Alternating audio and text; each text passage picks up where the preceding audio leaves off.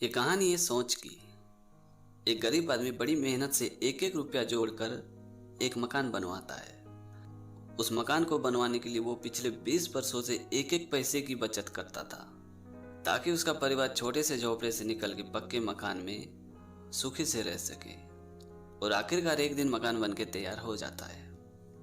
फिर वो गरीब आदमी पंडित जी को बुला के गृह प्रवेश का दिन निकालता है। लेकिन गृह प्रवेश के ठीक 2 दिन पहले वहां भूकंप आता है और उसका मकान टूट के गिर जाता है। और ये बात जब उस गरीब आदमी को पता चली तो वो दौड़ा दौड़ा बाजार में जाता है और मिठाई खरीद के लाता है।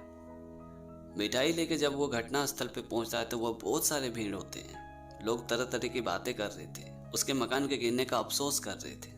बेचारा के साथ कितना बुरा हुआ, कितनी मुश्किल से एक एक पैसा जोड़ के मकान बनाया था। और इसी प्रकार के लोग आपस में तरह तरह की बातें कर रहे थे।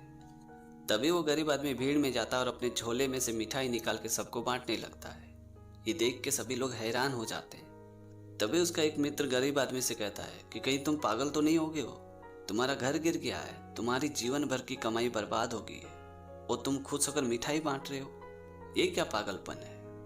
तभी उस गरीब आदमी ने मुस्कुराते हुए कहा कि तुम इस घटना को सिर्फ नेगेटिव साइड से देख रहे हो, इसलिए इसका पॉजिटिव साइड तुम्हें दिखाई नहीं दे रहा है। ये तो बहुत ही अच्छा हुआ कि मकान आज ही गिर गया, वरना तुम ही सोचो कि अगर ये मकान 2 दिन बाद यानी गृह प्रवेश के बाद गिरता तो मैं, मेरी पत्नी और मेरे सारे बच्चे मारे जा सकते थे और तब मेरा कितना बड़ा नुकसान होता। मकान तो मैं जैसे तैसे वापस बना लूंगा, लेकिन अगर मेरे परिवार को कुछ हो जाता तो मैं परिवार वापस कभी नहीं बना पाता। तो दोस्तों, छोटी सी कहानी में ये सिखाती कि नेगेटिव और पॉजिटिव सोच में क्या अंतर है। अगर वो गरीब आदमी नेगेटिव साइड से सोचता तो शायद आज वो डिप्रेशन का शिकार हो जाता, लेकिन केवल एक सोच के फर्क ने उसके टेंशन को पूरी तरह से चेंज कर दिया। इसलिए कहते हैं कि ईश्वर जो भी करता है अच्छा ही करता है। ये कहानी है मन की। एक संत जी गांव गांव नगर नगर घूम के सत्संग सुनाया करते थे। एक दिन संत जी सत्संग सुना के जब वापस लौट रहे थे तो उन्होंने देखा कि एक आदमी खजूर बेच रहा था। उस खजूर को देख के संत जी के मन में लालच आ गई, तो संत जी ने अपने मन को किसी तरह समझाया और वहां से चले गए। जब संत जी अपनी कुटिया में आए, रात को सोए तो वो रात भर सो नहीं सके।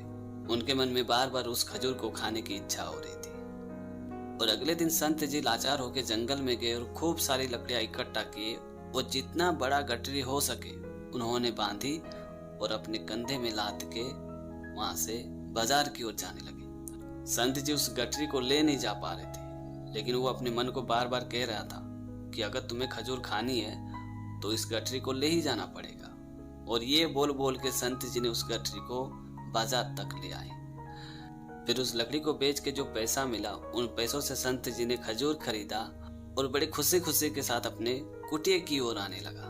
तभी संत जी मन ही मन सोच रहे थे कि आज मेरे मन ने मुझे खजूर मांगा, कल के दिन इसे कोई और इच्छा होगी, परसों अच्छे अच्छे कपड़े और स्त्री मांगेगा, और अगर स्त्री आ गई तो कल के दिन बाल बच्चे भी होंगे, तब तो मैं पूरी तरह अपने मन का गुलाम बन जाऊंगा। नहीं नहीं, मैं ऐसा नहीं कर सकता हूँ। और ये सोच के संत जी वापस बाजार की ओर जाने लगे। तभी रास्ते में उन्हें एक आदमी मिला, तो संत जी ने उस आदमी को बुलाया और अपना सारा का सारा खजूर उसके हाथ में थमा दिया। उस खजूर को देने के बाद संत जी मन ही मन सोचने लगे कि मैं ना तो तेरा कभी गुलाम था और ना ही तेरा कभी गुलाम बनूंगा।